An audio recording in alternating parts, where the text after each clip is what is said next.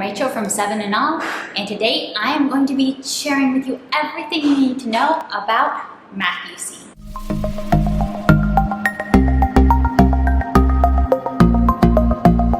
If you are new to this channel, welcome. I'm happy to have you here and I hope you stick around. I am a second-generation homeschooler. I'm originally from the Midwest, USA, but I'm now living overseas, homeschooling my young sons in Spanish and in English. And we have a lot of adventures here on this channel, and I'm kind of nerdy and I like to talk about homeschool curriculum a lot, so stick around, click that subscribe button, and leave me a comment down below. Have you ever used Math-UC? What would you like to know? If you have any questions that I don't answer in this video, please feel free to leave them down there for me and I will try to answer them. So, Math-UC. It's been around a long time, especially in the homeschool world. This has been, it's one of the curriculums that everyone kind of knows about. Not everyone uses it, not everyone likes it, but I'm going to be sharing with you the different pieces, how they work together, how they function together, and what you can expect from using Math-UC. The first thing that you need to know about Math-UC is that it is a very mastery-based program. Along the spectrum of spiral-based programs to mastery-based, Math-UC is kind of famous for being one of the most mastery-based programs. During each year of the course, which starts with primer and goes to alpha, beta, and through the Greek alphabet to epsilon, you'll be working on one set of skills around one particular topic within math. So epsilon, it says right here, this is the fractions year. And by fractions, they really mean fractions. You're going to be doing all kinds of fractions stuff all year long. You are going to master fractions by the time you get to the end of this book. Other years focus all on addition or all on subtraction, on multiplication, division. Once you get up into the higher levels of math, because Math-UC does go all the way from kindergarten through 12th grade, you would be doing different disciplines within math, such as algebra, geometry, or calculus. So they do have those higher math options, but in the elementary years, you are doing this. You're focusing on one set of skills. Now, because of this, the scope and sequence of Math-UC looks different from just about any other math curriculum out there. The way that you progress through different skills is going to look quite a bit different. So if you are thinking about coming into Math-UC sometime mid-elementary or middle school, high school from another program, you definitely want to use their placement test, which is found online on Math-UC's website. If you are starting from early on, I would say their primer could very easily be used with any kindergarten child. For the most part, it is a very gentle beginning and introduction to math. Now, for the structure of this video, I'm going to walk you through each of the major elements of the Math-UC program, the manipulatives, the workbooks, the instructor's manuals, so that you can see how it all fits together and see how each piece of this might suit and serve your family. First, I want to talk about the manipulatives because this is pretty much what Math-UC is famous for. And I have actually been asked before, do I think that, a certain family, do you think that they could use Math-UC but not get the manipulatives? And I understand the question because the manipulatives are going to be your biggest investment with starting Math-UC, but also really my recommendation would be if you don't want to buy the manipulatives, if you don't want to have them, use them, put the money into them, I would recommend pick a different math program, not Math-UC, because especially within the first few years of Math-UC, the integer manipulatives are very, very highly integrated, and they're kind of the best part. I would say that the manipulatives are the reason to choose Math-UC, especially for those first few years of math. These block the 100, 10s, and then different blocks for 1, 2, 3, 4. They are awesome. They have been well-beloved tools and toys for many, many years for our homeschool. These are one of the homeschool tools that actually are asked to be used. Kids will ask to use them as toys. Our kids' favorite thing for a long time was to make cakes out of Math-UC blocks because they kind of use the 100 blocks as the layer of the cake, and then they decorate them and fill them in with the smaller blocks. So that's one way to use them. You can also use them to actually do math with, and they are very, very highly integrated into the program. The fractions manipulatives we also have, and we have used in the fractions, in the year of fractions, but less so. I would say that the most important manipulatives are those integer manipulatives, and I'm not entirely sure why we ended up using manipulatives less for the later years. Probably partially because as kids get older, maybe they're just kind of more motivated to just get their schoolwork done and spend less time playing with stuff. Although there's still a lot of value to playing with tools that will help you to see how math really works. So there's still value in it, but we just realistically haven't used them as much. I still think that they're very useful. There's also a third set of manipulatives, which is for the algebra level, and our family, although we have used algebra from Matthew C, we were using that algebra as kind of like a review, backup, extra practice book.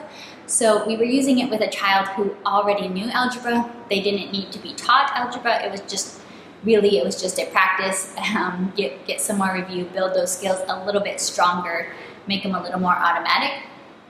So we don't have those. They probably would be useful if you really want to teach algebra the Matthew C way. Okay, now let's take a look at the workbooks. I have the beta and the epsilon workbooks here to show you, as well as the student test books. So I'm just going to show you so that you can kind of get an overview of what to expect in a Matthew C workbook. It definitely has its own style. So the first thing that you're going to notice is that the pages are not jam-packed really at all. There's relatively few problems within one lesson. So this is lesson 2C. You have this side of the page and then the other side. It's a minimal amount of problems per individual lesson. You'll notice that there is no color. There's no color throughout.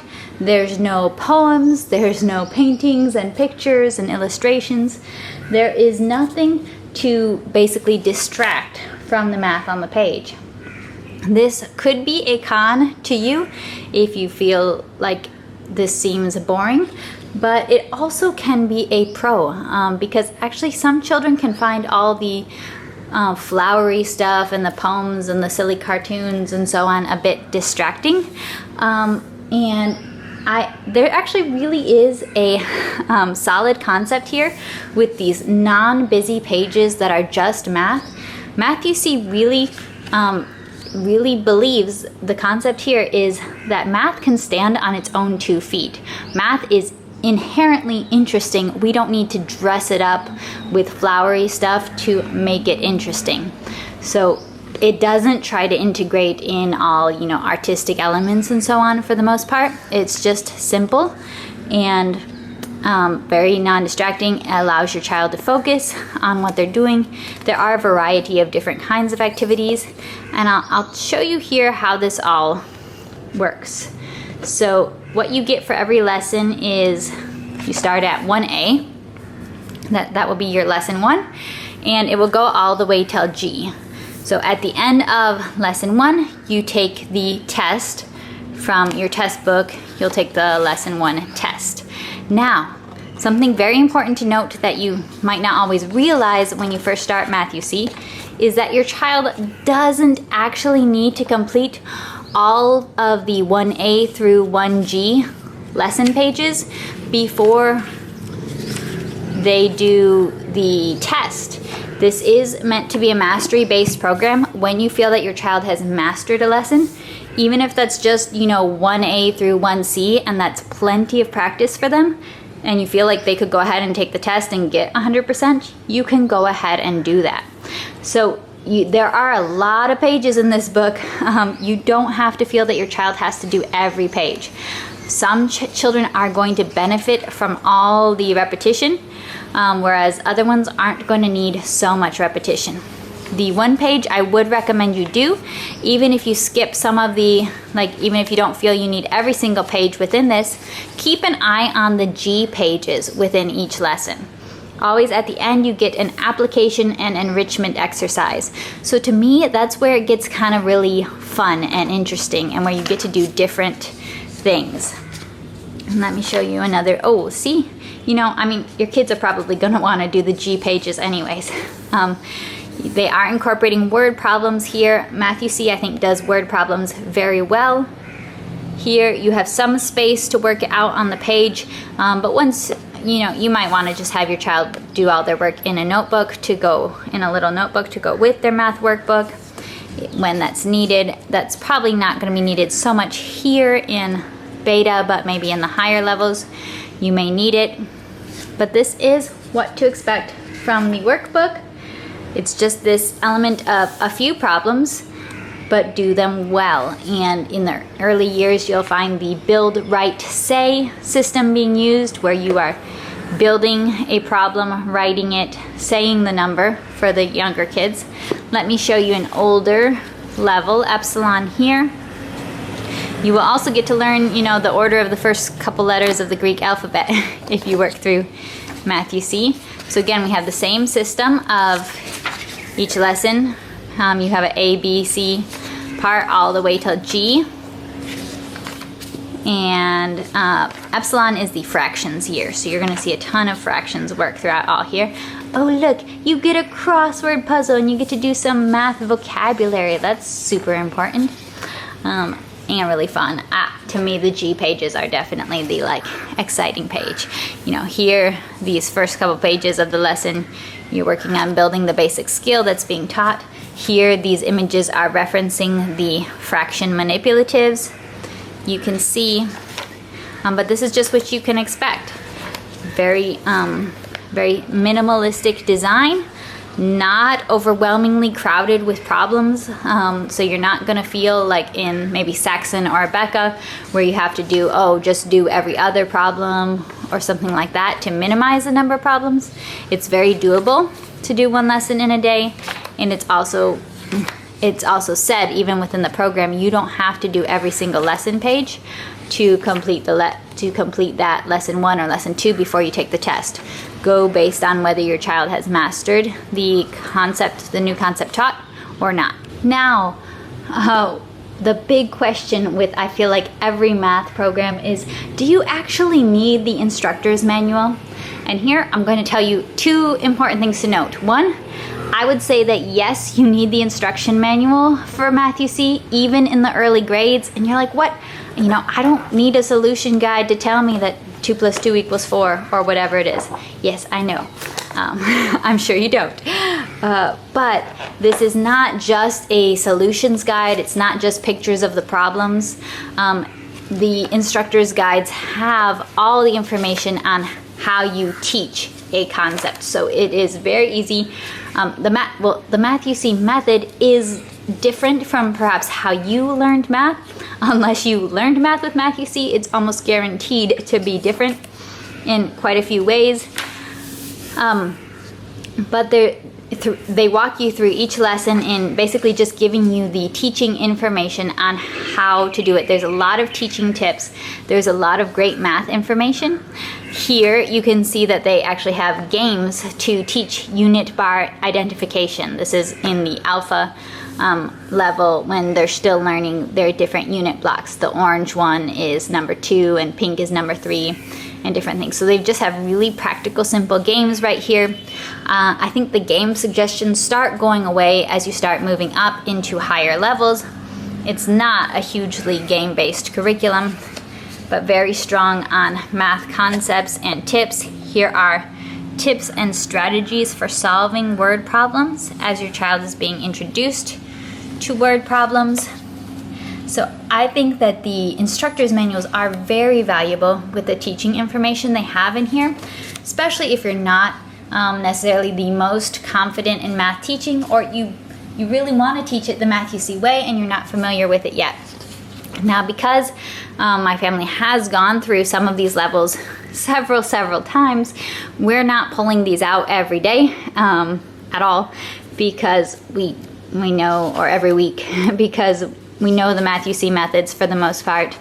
We might pull it out for a certain time when it's like, oh, wait a minute, what were some of their tips or strategies for teaching this particular topic? It's a good reminder, but that's what you need to know about the instructor's guides. I'll show you the older level just a little bit. There's some really good tips in here, like how to have children remember the difference between perimeter and area, and just different really helpful little tips. They show how to solve, how to show how you're solving different problems, how to show what is the meaning of this 165 when you're dealing with adding money. You know, we're showing it through the blocks. So a lot of the same information that is in the instructor's manual is what you will see if you are watching the instructor's, or if you're watching the instructional DVD. That's how he's teaching it in the DVD, is pretty much how they tell you to teach it in the instructor's guide. For us, since we are very more book-oriented people than DVD, video-oriented people, the book is probably been something we've used more than the DVDs. All right, I'm just gonna show you, you know, that it's a DVD case right here, but I'll just use this as a prop while I talk about the instructional videos. This is an important element of the Math-U-See program, but it's not necessarily something you have to use for every lesson all the time. Our family, we don't actually own a lot of technology, so a lot of times we don't really have the routine of necessarily getting out the DVD, finding a DVD drive that works, putting it in the computer, making time to watch it. And that is because both my mom and I are pretty confident with teaching, you know, math. So we haven't had so much need for it, but but there is an instructional video for every single lesson. So that's not every day, but every lesson of the 1, 2, 3, 4, 5, you know, as you're moving through the different weeks, there is an instructional video for every new lesson, every new concept. And these are not the flashiest videos. These are not, you know, cartoon characters jumping out everywhere and all this. They are a little, they're not the flashiest thing, especially by modern children's instructional standards, but they are taught by a teacher who you can tell has a heart for and a passion for math. They are very conceptually solid, conceptually strong videos. How we've actually used these is sometimes, you know, if mom has a meeting, and kids who don't get a lot of screen time, you know, they're pretty much happy with any screen time they get. So mom will have a meeting, she needs all the kids to stay in the living room for a while. We'll put on one of the early elementary Math-U-See DVDs and just let them, you know, watch through a whole bunch of lesson videos until mom's Zoom meeting is over or something. So we don't necessarily use these on a week-to-week basis because it just is easier to have mom or me use the instruction manual and teach a quick lesson. But these are super helpful when you're new to the Math-U-See conceptual math, the Math-U-See procedures, and that is a resource. Also, if you're not super into DVDs, you don't have an actual DVD player, the instructional videos are also part of the digital toolbox. When I was talking about the DVDs with the instructional videos, I mentioned the digital toolbox. This is a resource that you can buy and add on when you purchase a Math-U-See level. The digital toolbox will give you access. You'll get a username and password so that you can access the whole kind of digital portal for Math-U-See. There they have digital versions of the Math-U-See manipulatives for each level. They have a way that you can make additional worksheets if you find that your child has not mastered a particular concept and you just want a few extra worksheets on that concept. You can make them and print them yourself. They have all the instructors' videos there so that you don't have to mess with DVDs. Now in this era where it's a little bit harder to actually find a DVD player, that can be very useful. And they also have digital versions of the instructors' guides, the instruction manuals on there. So if you are a more digitally online organization inclined homeschooler, that is a very powerful resource because it can include even your manipulatives, your instructors' manuals, and the videos right there in the digital toolbox. If you are more, you just know yourself and you're just not really a techie person and you like books on your shelves, then it's not going to be so much for you. So when you're thinking about what you want to invest in, think about you and realistically what you will do. Are you more likely to log into your account and open up a digital instructor's manual, or are you more likely to go to your shelf and pull off a book, find the page in your instructor's manual? You know, there's no one right answer. It's going to be what what will you be most likely to use, and so what will be the best bang for your buck. Now I want to end this video with talking about the cons of Math-UC. And be aware, I'm not talking about these cons from any point of people shouldn't use Math-UC. Our family has successfully used Math-UC for many of the kids in my family and consistently for many, many years. But it's not it's not universally perfect for every person. And we also are not the kind of people that use only one math curriculum. We actually use multiple math curriculums. And I've talked about that in other videos. But I want to talk about some of the cons here. One con of Math-UC is for those of you who tend to switch out curriculums a lot, Math-UC can be pretty hard to jump out of, and jump into again at different times, you know, with breaks in your homeschooling career because of kind of two reasons. One, its unique scope and sequence. So if you jump into and out of it, there can be gaps, there can be it doesn't flow, it doesn't mesh very well with other programs. So it kind of works well if you just go into it and move along consistently with it. And number two, the other reason is their procedures are not the same as the procedures are in other math programs like Abeka or Saxon in many cases.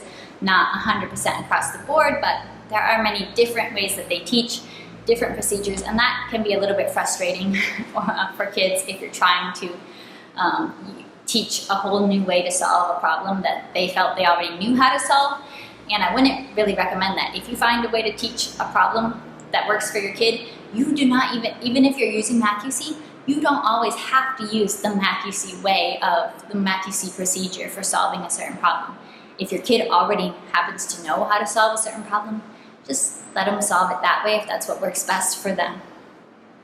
One more con to just keep in mind is this can be very repetitive of a program because you're working on fractions for a whole year, you know, and it's not just one element of fractions. You really work on fractions in a very in-depth way, and you learn all the different procedures with fractions, all the different operations with fractions, but still, it's a lot of practice and review.